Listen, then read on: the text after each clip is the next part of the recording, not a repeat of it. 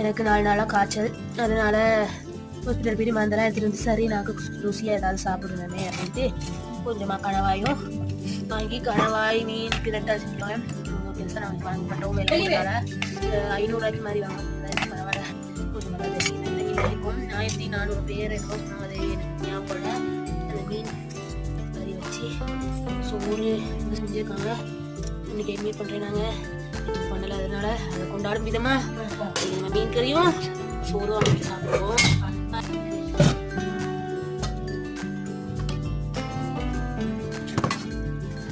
கொஞ்சம் வந்தாலும்